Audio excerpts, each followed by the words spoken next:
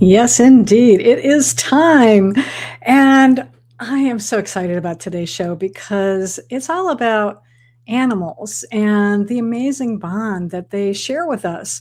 You know, whether you have it's a pet that you own, one you rescue, or maybe it's an animal that helps you heal. We're going to be talking about all of that and all of the love and the joy, healing, and connection that animals contribute to our fabulous lives. So let's talk.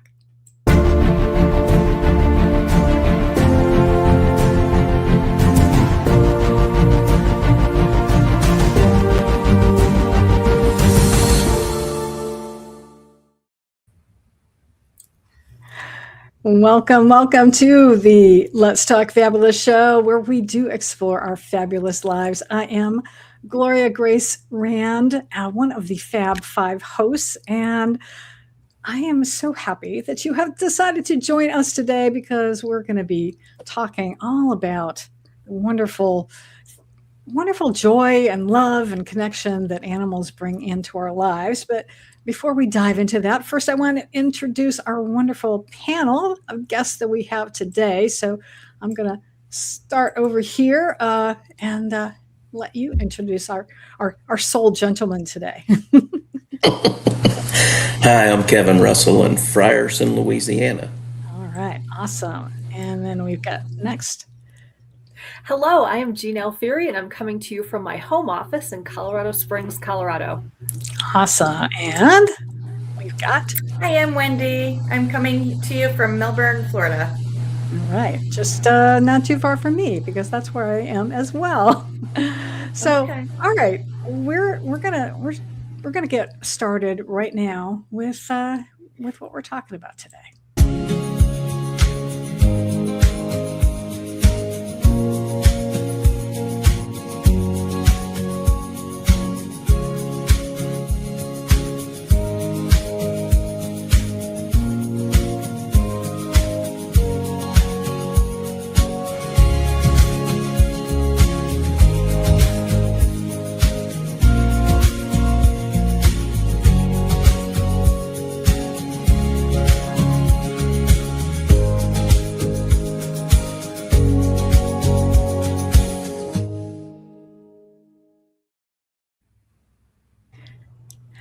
All right. So I would love to know some of your thoughts about this.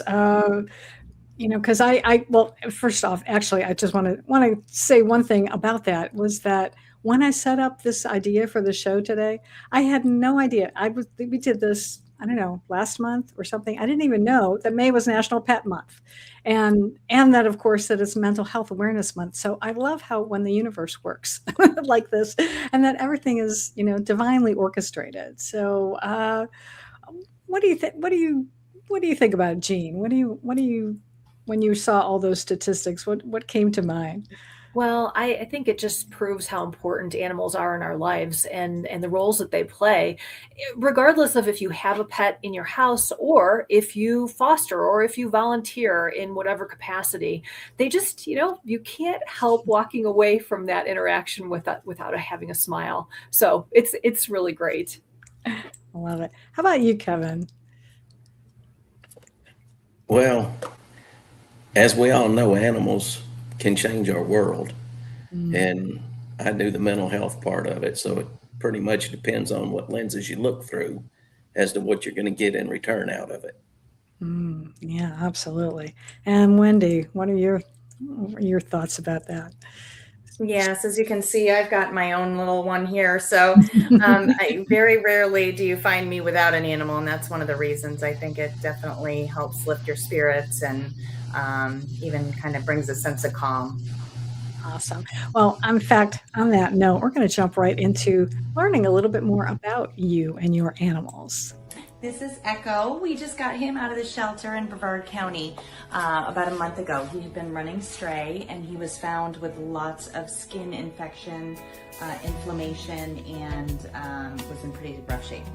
But now, after about 6 weeks of medicated baths, some nice medical care, lots of love and attention, he is flourishing, and This is one of my favorite parts of rescue, watching the dog after they start healing and seeing who they become.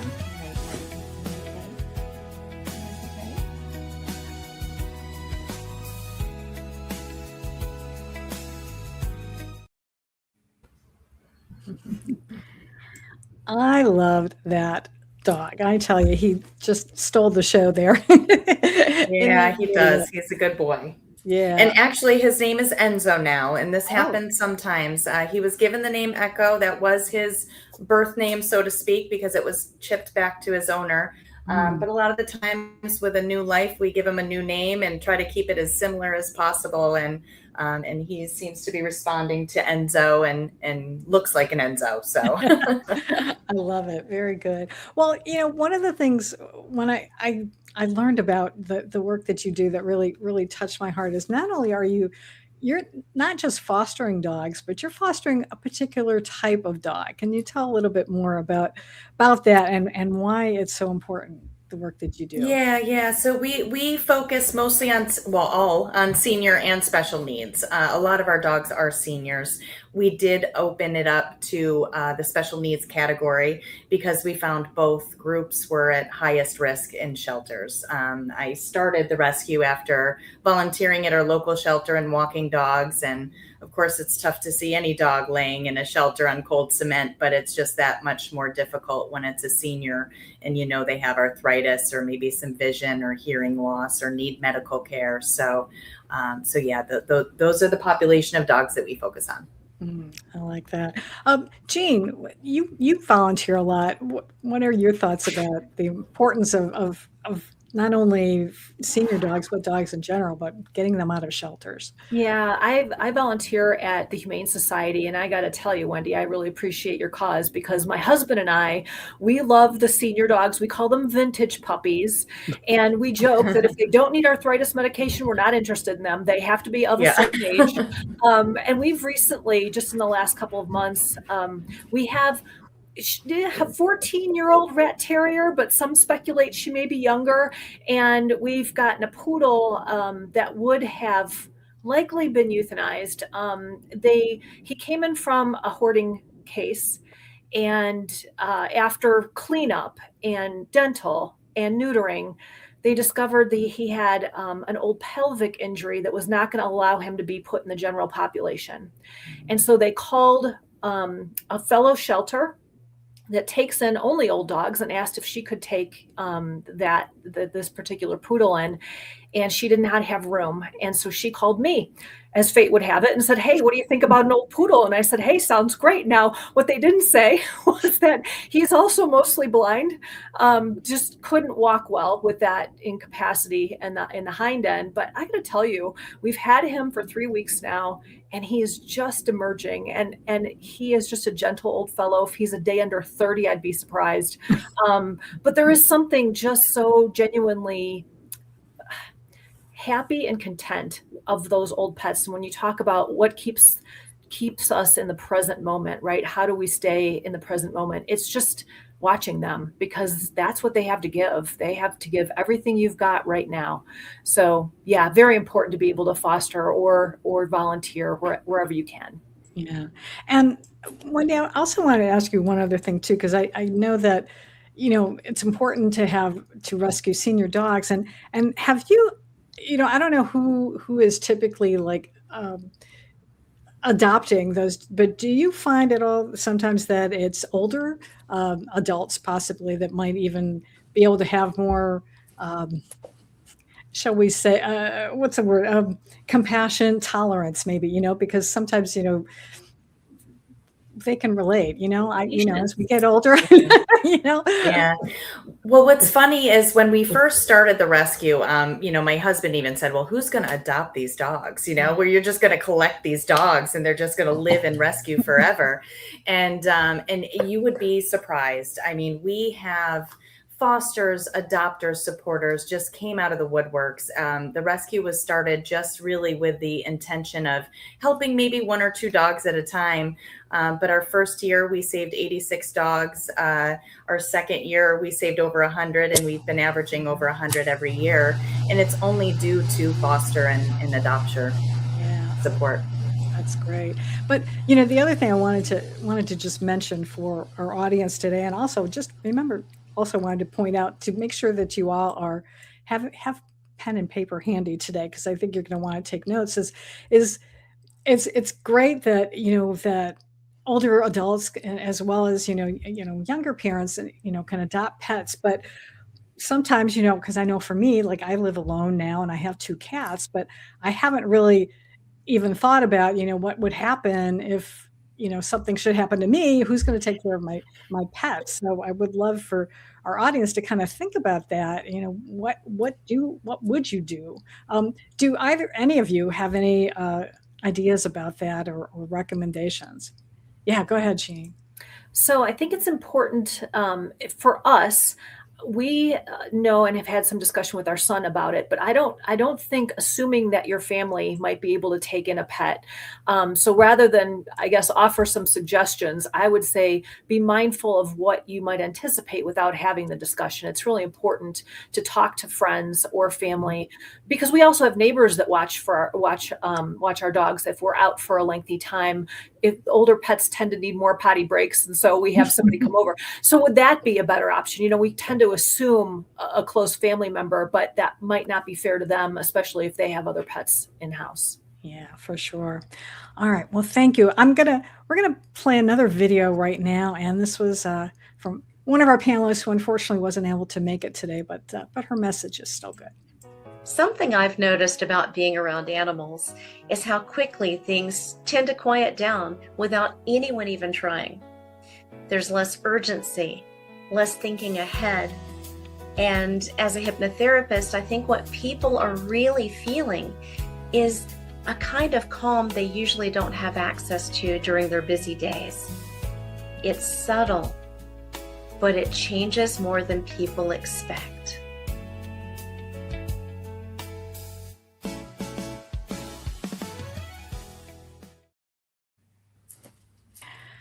So, Kevin, I'm going to put you in the spotlight here to talk about, because I know you work with, helping understanding, I should say, the relationship, really deeply healing relationship between humans and animals. So, what are your thoughts about what Angela was talking about there?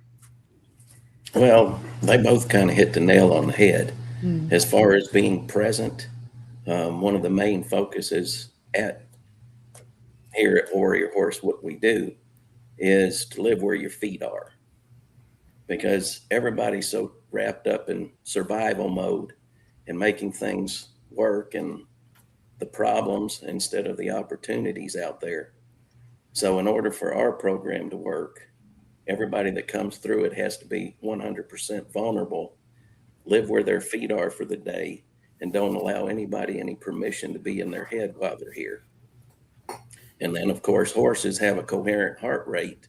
So we don't even watch the participants in the round pen. We just watch the horses, because they tell us everything that's going on within the human. Wow. That's amazing. How about either of you, Wendy or Jean, about, being around animals all the time, and either working with them directly, or what are your thoughts about that, really unique human animal connection? Or Wendy. Well, for me, there's something really special about coming home to a wagging tail, and there's nothing like it. We for a while, my husband and I thought we'd take a break, and we had that opportunity earlier this year, and it would have been absolutely heartbreaking had it not. It didn't go that way. We've lost 4 dogs in the last 17 months, and the last one was the only one that was truly a pack dog. She liked her people, but she loved having a buddy. And for the 8 years we had her, we had up to 3 buddies for her. And so she wasn't okay when our pug passed in February. And finally in March is when we got the rat terrier mix, because she just needed somebody. And I got to tell you, I'm so thankful for that, because had I been coming home after she passed to an empty house, I would have been miserable. So yeah, there's just something even about their greeting that's so special. Yeah, for sure. Wendy, how about you? Yeah, I agree. I think, I mean, it's companionship, but it's more than that, and especially with technology and as Kevin was stating, we get so wrapped up in what's happening, and whether it's, I'll sit down at a computer some days and I could work 8 hours straight and not get up. But you're forced to when you have a dog, and it provides that just much needed break, and to take them outside and go for a walk on the beach, or or around the neighborhood even, and just get some fresh air. And yeah, so I think that they give a lot of purpose. Yeah, Jane, go ahead. If I could add that they're even fun to complain about during the workday, because they snore Yeah. horribly. And I'm like, really? My work partner is just being too obnoxious today. There's just too much snoring going on. But yeah, they even add an element of fun to the workday. Well, I'll add, as a cat owner, is that I could sit at my computer 8 hours a day, but my Siamese cat will not let me, because he will come over and meow at me and say, okay, it is time, take a break, come pet me, feed me, do something with me. So it's not just dogs, folks. It's it's all of these critters. And I love the relationships that we cultivate with our animals. And sometimes it's almost the same as the relationships we cultivate with each other as well. So, which is why we're gonna explore that in this wonderful song right now.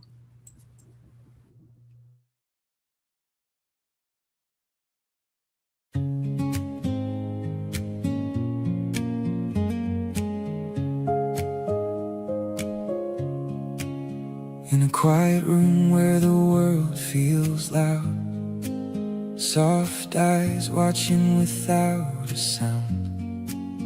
No judgment there, no need to pretend, just a faithful heart that waits again. You call their name and they still run near, through every doubt, through every fear. They never ask what you have done, they only stay when others run.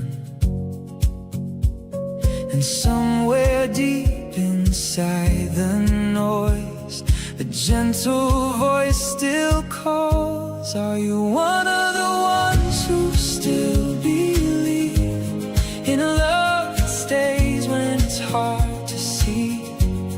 When the world moves fast and leaves hearts behind, do you still hold on to the light inside? They still believe in you and me, the broken, the lost, the possibility. So tell me now, quietly, are you one of the ones who still believe? We learned to hide what once felt true, trading wonder for something new. Lines were drawn and walls were made, tender hearts slowly afraid. But sometimes grace walks on 4 small feet and reminds our souls how to be complete.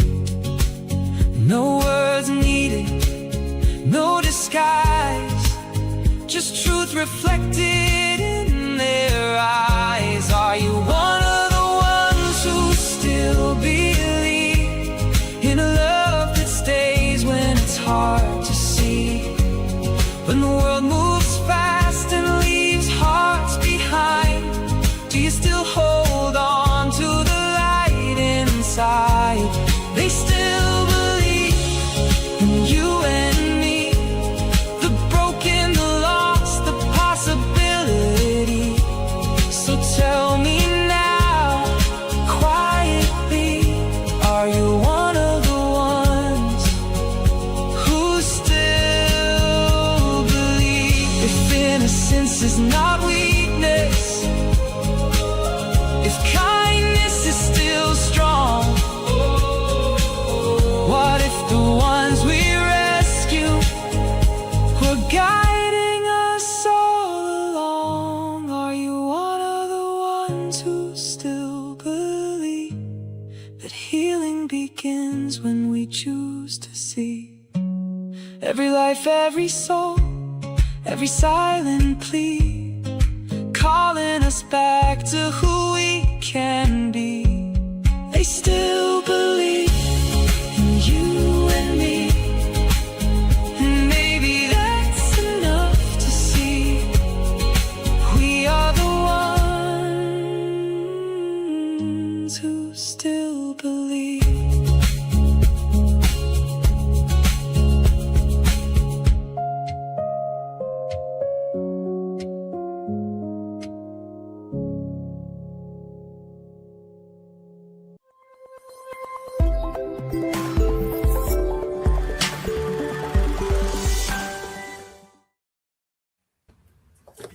Okay, Kevin, I saw you being emotional over there. Not me.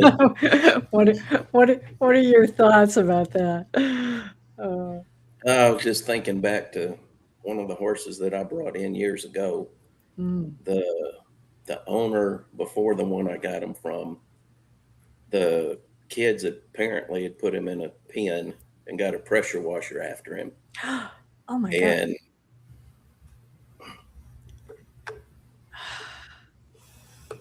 sorry, Oh, it's fine. he's so much better now.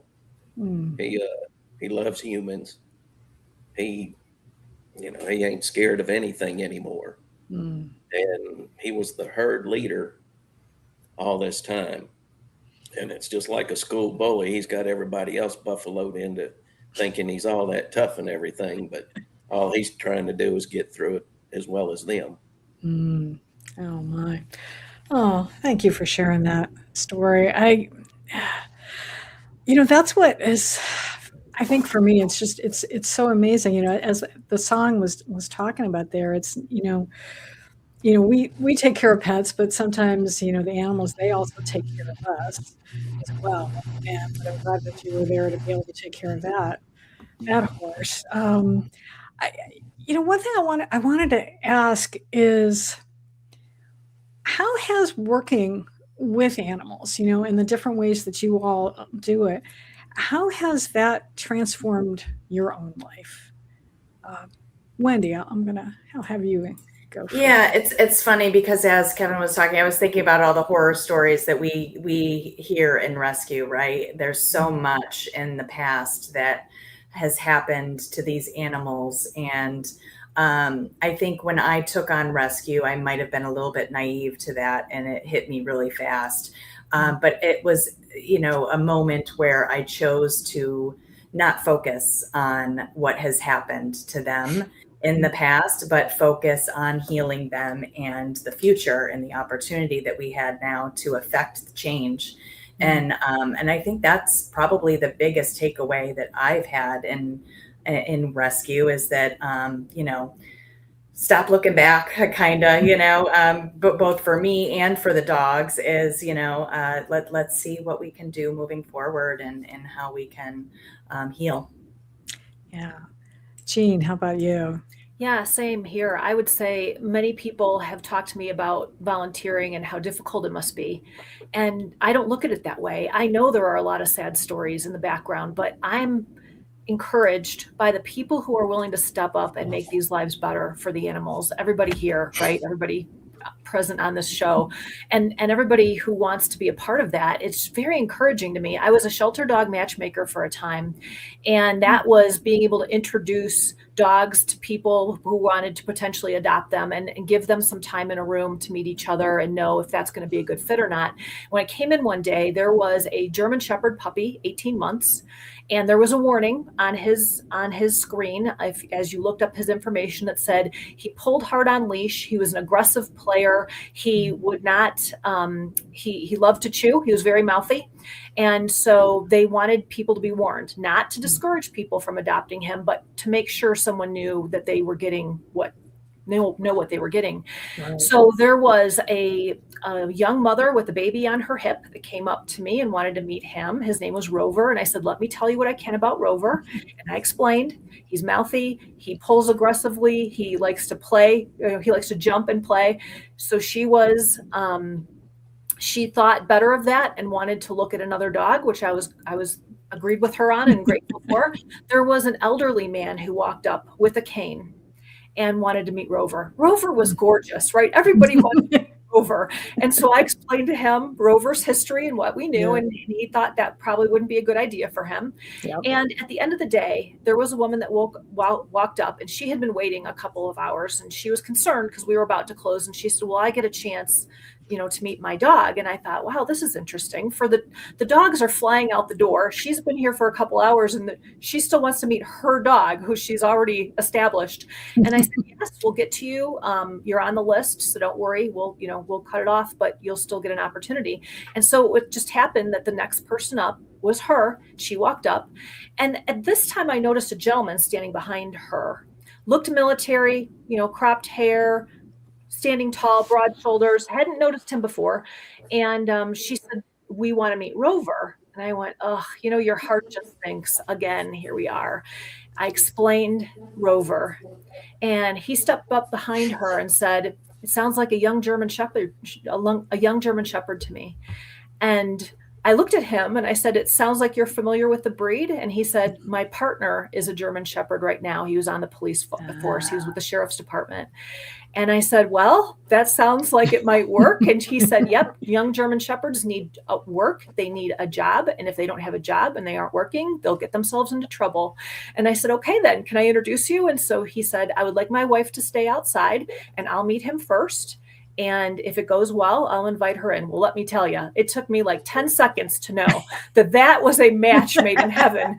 And those are the kind of stories, right, that keep us coming back, because I was just a little part of that, but it gave me such inspiration to know that this is how things are supposed to work. And unfortunately, this dog had been surrendered by someone in the military who had to be deployed, and he couldn't take the dog. And now here we have a sheriff's department officer stepping up to adopt him. Oh, that's awesome. In fact, that's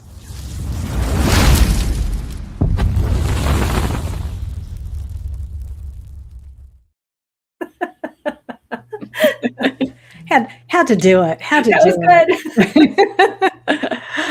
Oh goodness, what a story. That's amazing. And I think that's the lesson, or one of the lessons that I want to impart to anyone who's watching our show today, is that we can, you may still go to, stores or well, the malls are kind of dying, but there used to be places, that you would go, pet stores to buy pets. But there are so many wonderful pets, cats and dogs, that are in shelters that need a good home. And you don't have to, you can adopt them for fairly low costs. Sometimes you just have to maybe pay to get them spayed or neutered or something like that. And I know for us, I mean, in our family, we had, we went to, first we fostered a dog, then we went to our local shelter, and we adopted one. I found one of my cats on the street, was just a little kitten who fit in my hand, and was just, I think the vet said probably that someone had just dropped it off and, just abandoned it. And I was like, I kept walking my dog back and forth every day, and I kept hearing this little meow sound, and it was like, okay, on Friday, I was like, that's it. You're coming home with me. and I've had her ever since, and she's 9 years old, I think now. So, I love this. I just saw some purple hearts go by. So I'm gonna do a little play a video that we do to honor those who honor those wonderful people in our hearts who aren't with us anymore.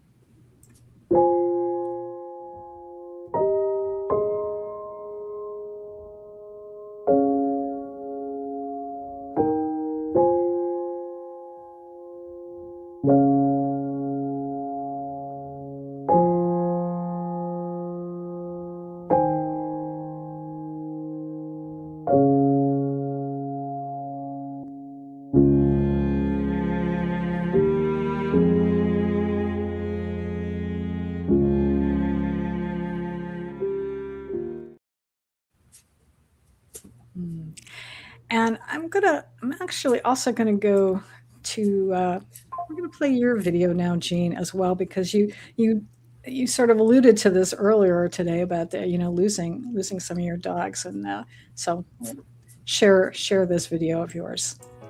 Hi, I'm Jean Alfieri, author, speaker, and dog fan, and I love the subject of pets. Someone recently said to me, "Wow, your family looks a lot different than it did just a few months ago," and it's true. We lost a couple of pets earlier this year, and I'm so thankful and so grateful to have the pets in our house that we do now. We have new pets. And just to have them to lean on through this hard time and through grieving, the subjects of healing and connection and joy just bring me so much hope. And so I'm looking forward to sharing that. And just, I know everyone has been going through their share of hard times this year, it seems, and to have those pets to lean on is such a great gift. So thank you for having me.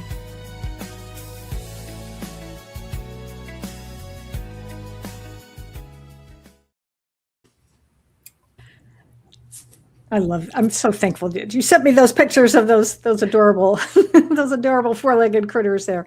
So, you mentioned earlier that you'd had all these, and then there came a point then where what was that time between like when you had lost them and then you decided to adopt these other ones? Yeah. Kind of So it was a silly thought to think we were going to take a break, but you have to play with that idea every now and then.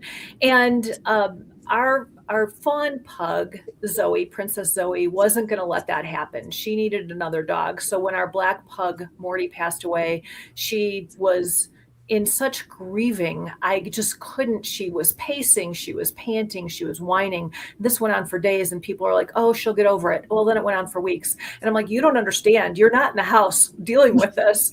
And that's when we got Millie, and I'm so glad. It's funny, we talked about names a little while ago. Millie came in with the name Sissy, and I thought, well, that's cute, but it didn't fit her, right? And there's something about the transformation that happens when you start a new life, and when you adopt a dog or a cat or a horse, you're allowing them a new life. And Silly Millie is perfect for her. When we got the poodle in, and I described in how decrepit he is. He's an old guy with special needs. His name was Mojo. And my husband took one look at him and said, "Oh my gosh, he's anything but a mojo." I go, and that's exactly why he's going to keep his name, because he needs all the mojo he can get. And so Mojo stayed because, that's what he needed. And we've also now since nicknamed him NASCAR because he only makes left-hand turns around the backyard. So we get to enjoy that too. But what I love is the distinct personalities. You can expect maybe something in a particular breed. And I love pugs, but every breed is different. Every dog is different. Even our pugs were distinctly different. I'm sure that's true of cats too. You get a different individual with each animal. And that to me is what is so intriguing, interesting, worthwhile noting, fun to watch come out. That to me is just a great appeal for having pets. I love that. Well, we're going to continue this discussion in just a moment, but I just wanted to have some news to share about Let's Talk Fabulous. Did you know that you can watch the Let's Talk Fabulous show anytime you want? Come here. Listen. We are on demand. That means inspiration, original music, connection, and powerful conversations whenever you need it most. We are on demand. We are proud to be a part of the E360 TV network. You can find us on the internet or on the app through your favorite app store. We stream on Roku, Amazon Fire, Apple TV, and many of the others. We are on demand. Find us in the pop culture and entertainment area or on the Fresh Takes channel. We're on demand.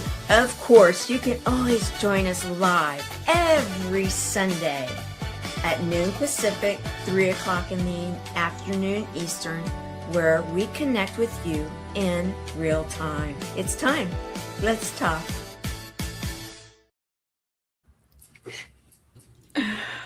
Oh, I want to, before we jump to someone else here, Jean, I just want to ask you real quick, because I know the other thing, and you even mentioned it in your video, that you are an author and you write books about dogs, don't you? Yeah, so for kids, I have a series of books about my often mischievous and always adorable rescue pug named Zuggy. And a couple of years ago, I started writing books for adults, and it's about my volunteer work at the Humane Society. It's twisty and true tales of a shelter dog matchmaker. And most recently, I've got 21 ways to weather the loss of your pet. I've been going through it, and I figured if there's some tips or ideas that I can offer people to help them go through it as well, that I wanted to do that.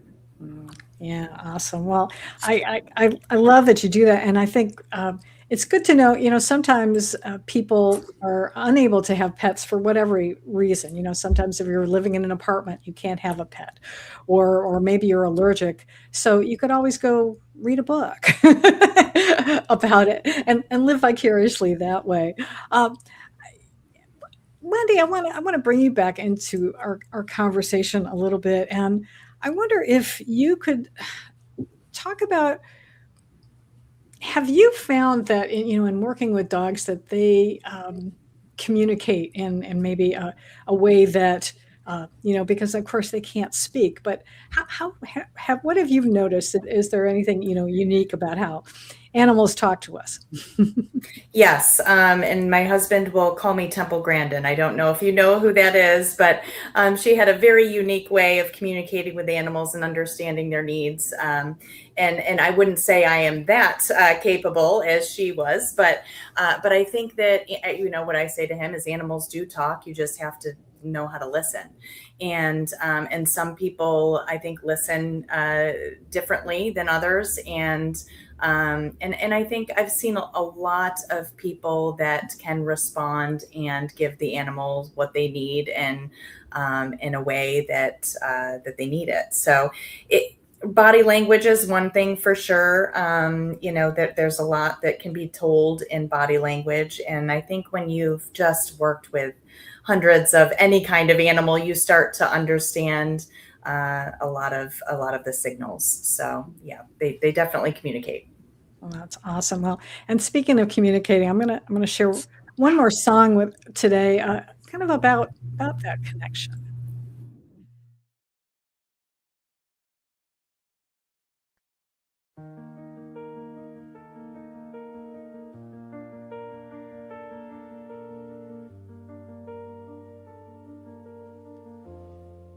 Sometimes the silence feels safer than risking what we might say. We hold the words in our hands, then slowly turn away. We wonder if anyone's listening, if our voice will disappear. So we stay behind the distance, waiting for a sign to appear. But courage isn't always thunder, it doesn't have to shine. Sometimes it's just a whisper, saying I'll try this time. Connection begins here, in the space between doubt and hope. In the moment we reach beyond fear and learn we don't stand alone. Connection begins here, with a heart that chooses to see. One honest step forward is where healing starts to be.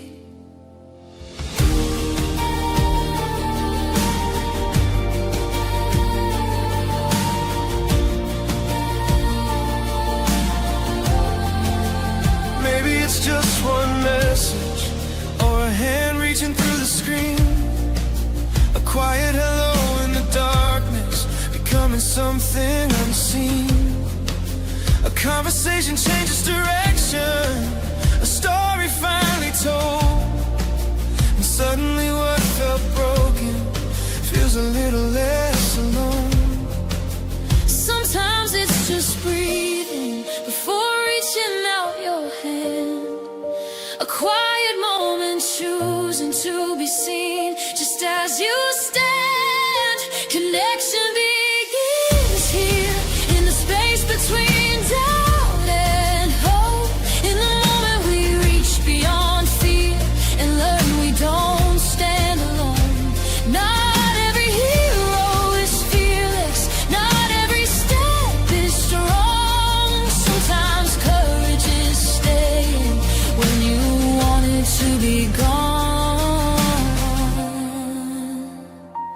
Sometimes courage is asking, sometimes it's letting in, and sometimes it's discovering connection can begin again. Connection begins here in the light we choose to share, in every reaching heartbeat, finding someone there. Connection begins here, where compassion meets the soul. One small act of bravery can make a broken spirit whole. Connection begins here, right here.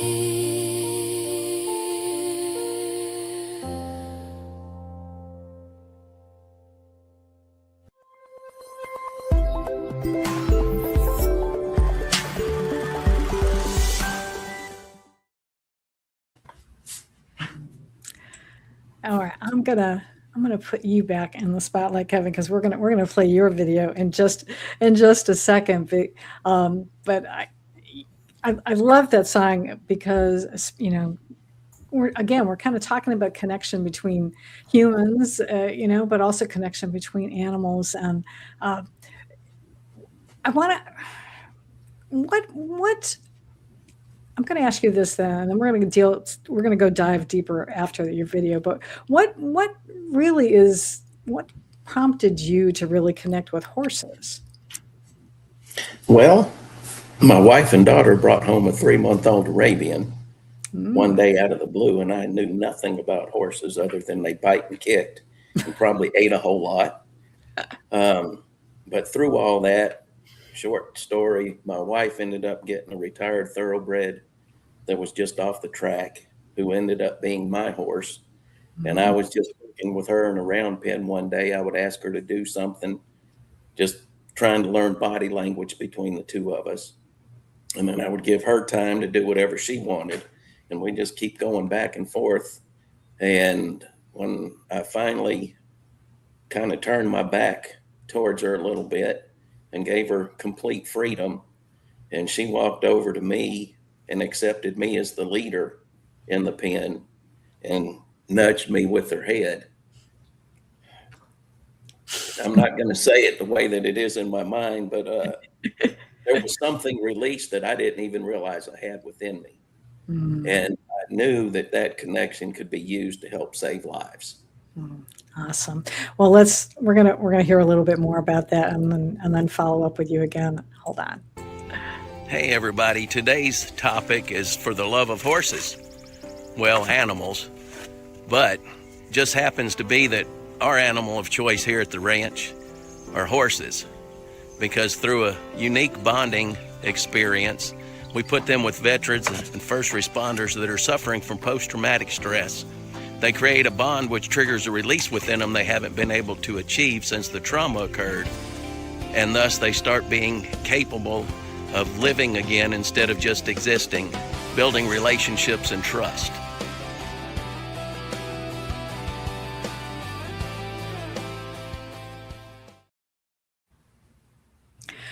So I would love to know a little bit more about how does that actually work? When you bring someone, to your farm, how do you help foster that healing process? Well, it all starts pretty much online. They reach out to me and I speak to them on the phone. And you got to realize that, these people are broken. They're hopeless to start with. Now, you're asking them to come be 100% vulnerable to you, your staff, and the horses, which it's real hard to be vulnerable to human beings, most of them. And you're asking them to get on a plane by themselves and go somewhere that they've never been and be with people they've never been around in an environment that they know nothing about. So when they get here, we basically, we spend the day teaching them about horse behavior and why horses do what they do and everything. Just like Wendy was talking, when you spend thousands of hours with animals or humans, you can start reading them without any verbal conversation. And I love the way that she looked at it. And I love the fact that her husband said, you're going to start collecting dogs. Well, I stopped at 13 horses here. I had to put the brakes on for myself. And then what Jean was saying about taking a break, Teresa said the same thing to me because we've always had a dog. And I'm like, you can take a break. I said, there's no human being breathing air on this planet that could take as much love as I have to give. And that's what your dog does for you. She takes a lot of my love that you wouldn't be able to handle because it's an awful lot. You got to realize I'm used to working with 2,000-pound horses, and it's the same aspect with me.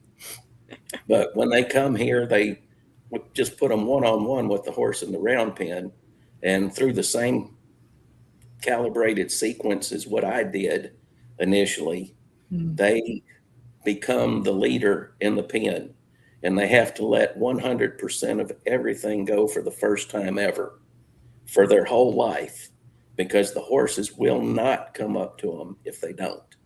So it's totally up to them. I can guide them, but they have to let everything go for the first time and start trusting the human, start trusting the horse. And if they can do it non-verbally with 1,000, 2,000-pound creature, how easy should it be to go home and start building those relationships with the English language or whatever language you speak? Yeah. Ladies, have either of you experienced something similar, and even just working with your animals? So I will share, it's kind of funny what you learn about yourself through the animals. So my husband loves Airedales, and we had an Airedale. I can tell they're just goofy, right? They're so out there with their personalities. And every time she heard the garage door open, indicating that he was home, she would go immediately to the door and start this little march, just the back legs, up and down. We call it the party march. And it would continue until her whole entire back end's wagging for him to walk in the door. And that's what he got greeted with every evening when he would come home. The night after she passed, I hear the garage door open, and I'm like, oh, this is going to be bad. I was doing dishes, so I was in the kitchen. None of our other dogs. Oh, see, that's what I love about my cat friends. They always have an appearance by the cat, Gloria. Yep. So I hear him coming home, and I know this isn't going to go well because our little dogs do not greet him at the door. There isn't this party march at the door for him. And he walks in, and you could just see, just on his expression, I've got my hands in the sink, and I started doing a little party dance. I'm like, I'm happy you're home. I'm happy you're home. And he's like, thanks. I appreciate it, honey. But seriously, we don't do that for each other, right? Nobody stands and marches. When the kids come home from college, oh, now we're happy to see them, right? Now we get up, we give them a hug, we give them a kiss. I'm like, how is it that we don't greet each other like this, like the dog greets us? And, he's lucky he gets how was your day, honey? Glad to see you. But they don't have that. It's going to be embarrassing. I can't, I don't want to show up and not be there. They're there for us. And it teaches me when I watch them a lot about our own interactions and what we could be for each other. Because they're there for us. How about you, Wendy? You're hearing this talk. Oh, Yeah. I mean, I can't imagine life without an animal, honestly. We come across people that don't have pets, and to each their own. But for me, we are down to one dog of our own. And that's because he really enjoys being the king of the castle. We found out when we lost our second one, which we had to keep them separate. So, but yeah, I think even going down to one dog is a little bit different for us, because typically there's four, in the house. And so energy shift, they bring a lot to the home. They do. And a lot of the energy shifts within the home, even amongst the people when they leave. So yeah, I like I said, I can't imagine living without at least one dog, and then having my hands in with a million other ones too. So that's what we do now. Yeah. I love it. And if you just noticed that I disappeared, it was because my cat sat on my keyboard, and as I was trying to pull it out, I accidentally cut myself out of the show. So never a dull moment with animals. This is the joy that we have with them. Kevin, I want to put you back on here, because I want to just again talk briefly, because we're almost out of time. It was crazy, but I know we've got Memorial Day is coming up next week, and for all of you watching Let's Talk, be sure and tune in next week, because we've got a really special show planned for that, and in honoring our veterans. We're really going to go deeper into that. But what are your thoughts? When it comes to even I know you work with first responders, but also about the unique needs, I guess, of our veterans when it comes to the work that you do. Well, we started this mission 14 years ago, and my goal was to at least change one person's life.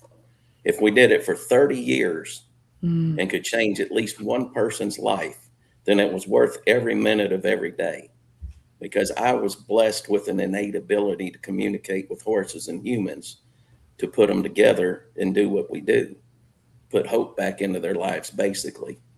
And, it doesn't stop with veterans and first responders. 14-year-old child that's starting to live inside himself when his parents call me and they don't know which way to turn. Everybody that God wants to go through this program and sit in one of these chairs ends up here no matter what, because that's the way the universe works. But, all that we can do is be the best version of ourselves we can possibly be, and look through transparent lenses at everybody, non-judgmentally, just like horses do, and live where your feet are. And that's what the dogs do. When you come home and they hear that door come up, they're not thinking, well, we probably got 30 more years of them here, and like we do with our family and our spouse and everything. If you live where your feet are, then every moment is precious. I love that. Yeah.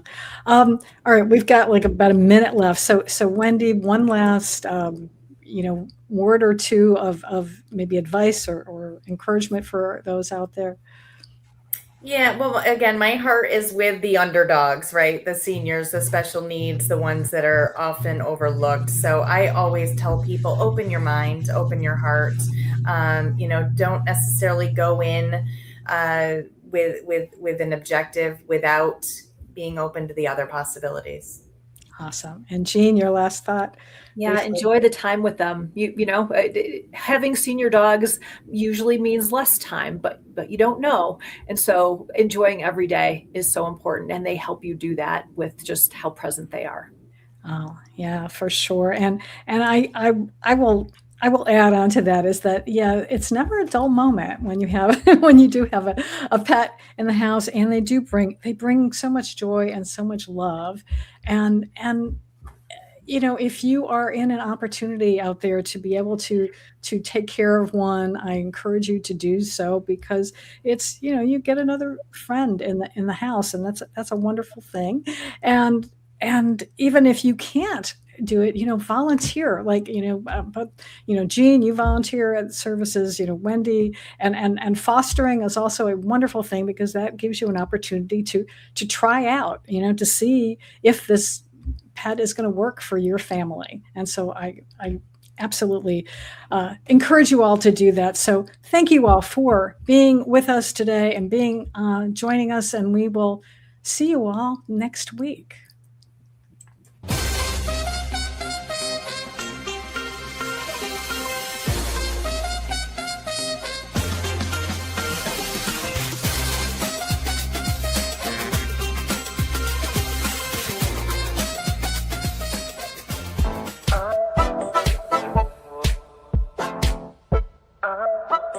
Oh,